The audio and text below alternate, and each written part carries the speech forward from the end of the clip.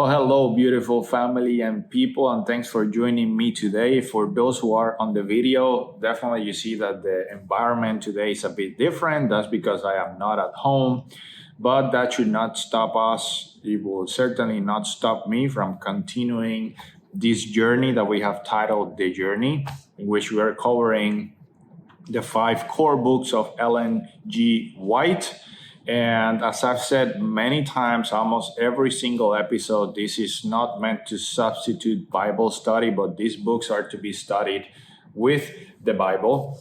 And today we are on part 17 of a many-part series. And chapter 17 of the book Patriarchs and Prophets is titled Jacob's Flight and Exile. And this particular chapter, as we read it through, we can divide this in 5 core parts. The first one being a lesson for us all about how God operates when we really need Him. First. Second, how grateful Jacob received God's promises and His blessings and how he responded to it. That's a second lesson for us.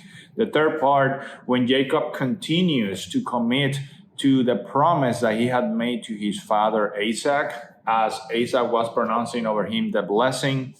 The fourth part, Jacob's respect for marriage and what he did to marry according to what he had promised he would.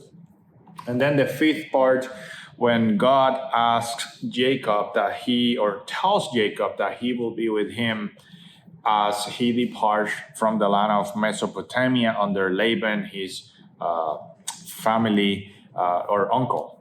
So these are the 5 parts that we're going to be talking today. So let's go ahead and get started. This chapter is a bit longer, hence why we divide it into 5 parts.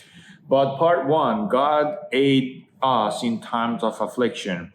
And this portion, so now from the previous chapter, we learned that Jacob had to flee his home. So he had deceived his father to get Esau's blessing. And after he has deceived his father, also made his brother very upset, Esau. And we learned that Esau was a man of the wilderness. He was a strong man. He was a hunter. He definitely had skills that Jacob didn't and a strength that Jacob didn't. So Jacob was genuinely afraid, and because of his deceival to his family, he paid a very hefty price. He had to flee his home, never to see his mother again, that he loved very much, never to see his father, and of course, very afraid that he was going to get killed by his own brother. So from where they were up until the land of Mesopotamia, which is where he was to go and find the wife, he was quite a few miles away.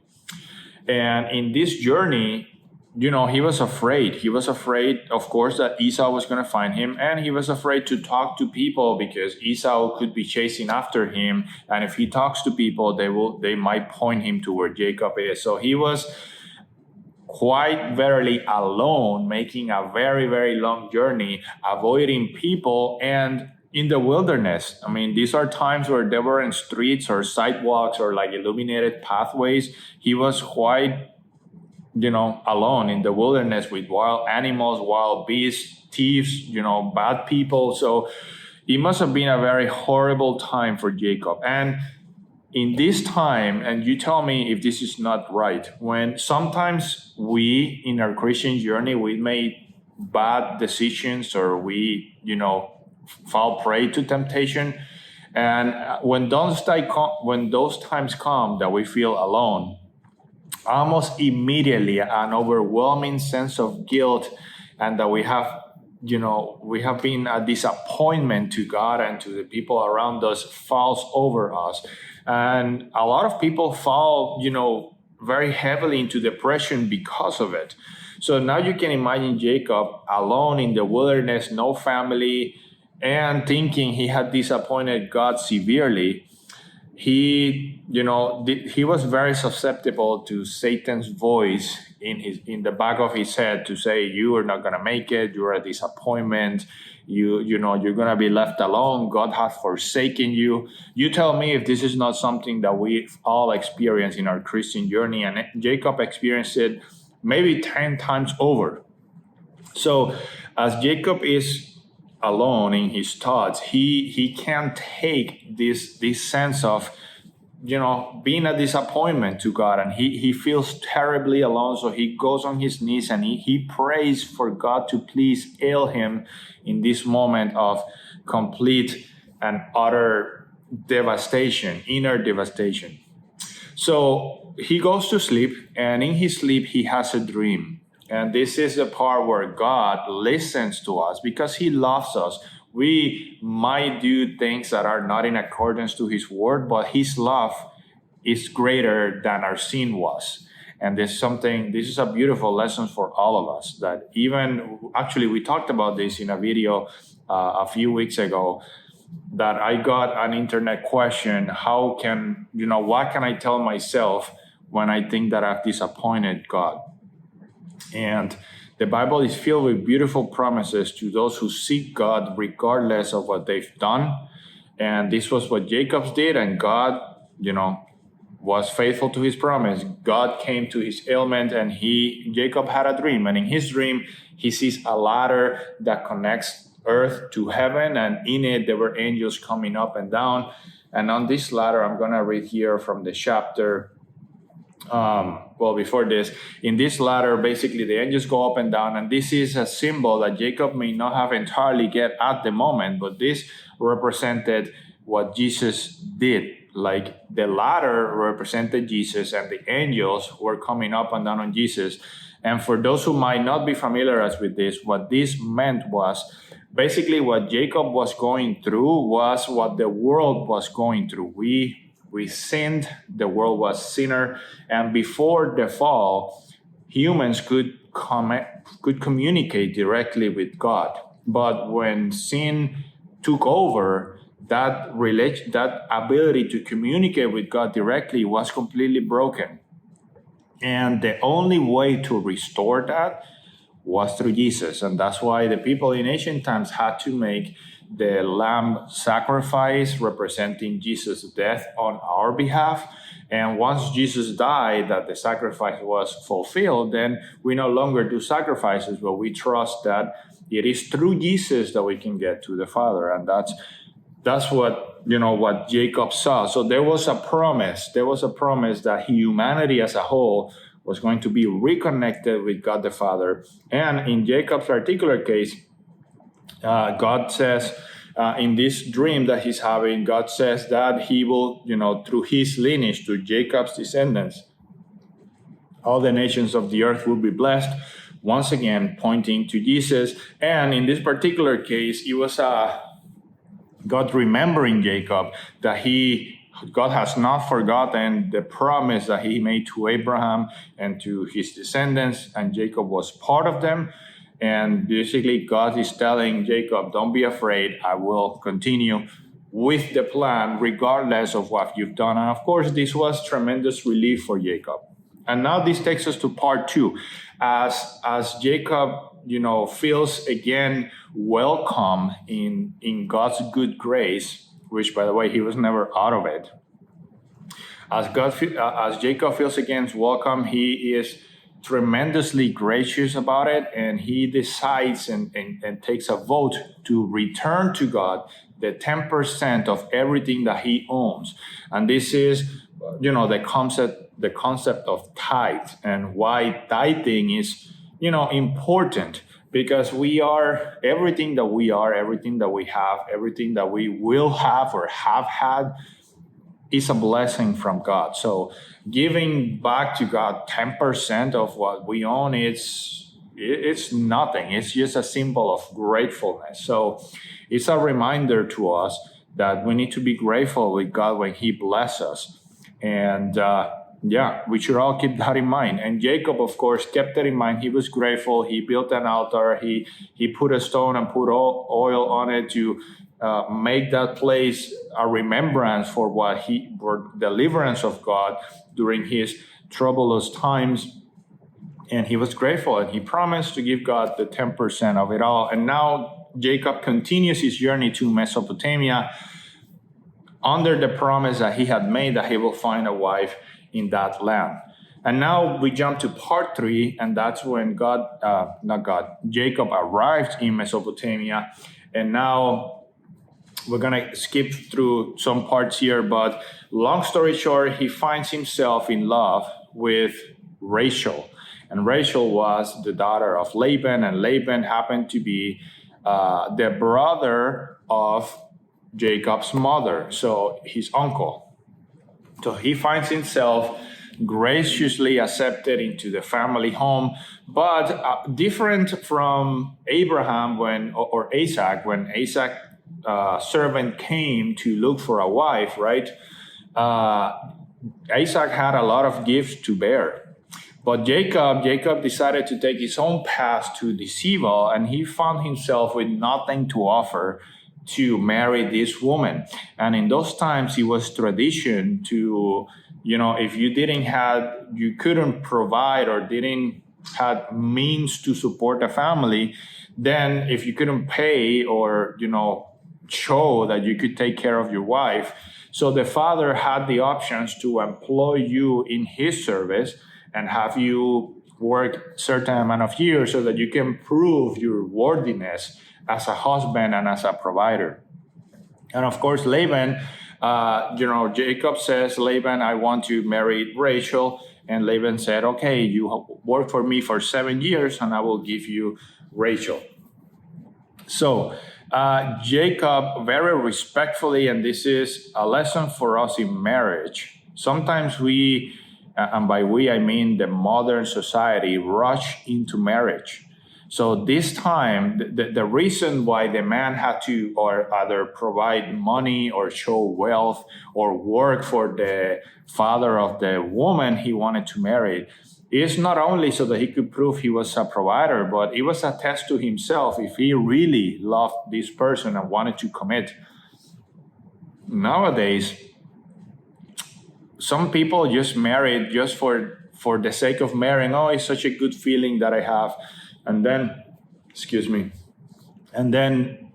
divorce comes almost inevitably because these people didn't knew each other well, didn't take the time to really, dig in and realize if this is what I truly want for the rest of my life. So Jacob did commit it. He loved Rachel. He worked faithfully the 7 years to prove his worth to the father, to Laban.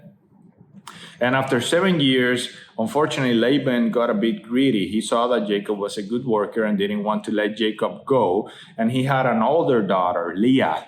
And he gives on the marriage night, I guess it was tradition for the woman to cover the face so, the husband couldn't see her until the next morning. In the night, Laban married Jacob to his older daughter, Leah. And of course, in the morning when Jacob wakes up and sees that that's not Rachel, he was very upset, rightfully so. And then Laban tells him a sob story about how, he cannot reject her now because, they have already basically slept together and that will be disgraceful to her and that he has to take her. And Jacob felt betrayed not only by Laban, but by Leah, who decided to partake in this evil. But it's almost ironic because he had practiced deceivement in the past and now deceivement was practiced onto him. And anyway, I just found that interesting. But of course, the fact that Leah started the relationship under this evil caused Jacob to love her a little less. Let's put it like that. And once again, lessons for us all. Be honest with your spouse. Be honest with your partner before your marriage. Marriage is for life, and trust is something that takes time to be earned, and very quickly it can dissolve. So be honest. Anyway, Jacob, of course, was upset. He wanted to marry Rachel, so he goes back to Laban and said, you know what, I want Rachel. And Laban said, okay, I'll give you Rachel for 7 more years of work. So he marries Rachel and he works again faithfully for 7 years. And once again, a lesson for us all. We, the people of God, need to show God's character, or attempt to show God's character in everything we do, including our employment. He was very unsatisfied with the situation and with his employer, in this case, his uncle, but he still did his work. He still did the job and the work faithfully. He was a shepherd, and he took responsibility for the sheep at all costs. And then Ellen White makes an analogy between Jacob as the shepherd and how he took accountability for his sheep, and then Jesus as our shepherd, the shepherd of us, all humanity. The Bible compares Jesus to a shepherd, and how Jesus gave his life for his sheep, and how he's very serious about taking care of us and about, guiding us, and how Jacob had, let's call them sub-employees or sub-shepherds, and we are Jesus' sub-shepherds. So Jesus entrusted us with a mission that is to spread the gospel, and we need to take care of Jesus' flock. I think that's the right word, as Jacob took care of his sheep. So beautiful analogy, and our shepherd, Jesus, definitely has gone the mile and beyond for us. So something for us to be grateful about. Anyhow, Jacob worked the 7 more years. He was faithful, but Laban, greed and money and wealth is something, it's almost a curse on humanity. The more people have, the more people tend to want. And I've never really cracked the why behind that, but that's how things are. So in this particular case, Laban got greedy, and he saw that obviously Jacob was working for him, so he was getting paid by him. But God was blessing Jacob because God wanted to eventually separate Jacob from, Laban and make him have his own people, his own lineage, his own descendants. So God, the payment of Jacob, which in this case was flocks and sheep and cattle and whatnot, was multiplying. And even though Laban changed Jacob's salary 10 times, God still multiplied and blessed Jacob. So Laban got upset. Laban's sons got upset. In this particular case, they were, saying this Jacob came here to take all of our wealth, and I guess they forgot that they had it because of Jacob. So Jacob was in a bit of a rough spot because he was afraid to leave Laban's home, because he was still afraid of his brother and what his brother might do to him in the wilderness if he goes out. And then he got scared because if he stayed at Laban's home, then the question was, are Laban's kids going to kill me or get my stuff by violence, because they clearly think I stole from their father. So among, this trouble, he eventually decides to leave. He leaves while Laban was out. Then Laban found out. Laban chased after him, but God told Laban, don't harm Jacob, and don't make him come back. So they meet. Laban expresses frustration. Jacob expresses frustration, but they eventually settle for a, peace pact. And once they do that, then they both go separate ways. And now Jacob is finally on his own, on his way out of Mesopotamia and all of those influences that we've talked about before. And with his family, with his flock, with his people, with his cattle, sheep, he's now blessed. And now he begins a journey on his own. And this is where the chapter ends. So many lessons to be learned. The first one, God always comes to our ailment in moments of distress. We just need to invoke his name and ask for his help. Second, we need to be grateful with God's blessings, okay? It's our responsibility to give back the tithe. And it's not just a checking the box type of thing. We need to show gratefulness by being grateful to others, by being of help. Third, we need to take seriously marriage and the people that we love or we choose to love for life. This is a big responsibility, a big commitment in the eyes of God. So take your time to meet your spouse before you take that step. Then we need to be good workers in our life. We need to act as if we were working for God. Regardless of what we feel, we need to be grateful and we need to commit to our work and do it as if we were doing it to God. And then fifth, once again, trust God. All these lessons in this chapter, I invite you to read it. Maybe you get some more and share them. In the meantime, I'll see you next time.